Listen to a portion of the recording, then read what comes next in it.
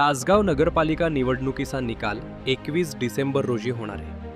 त्यामुळे तासगावच्या नगराध्यक्षा कोण होणार याची शहरवासियांना उत्सुकता लागून राहिली आहे.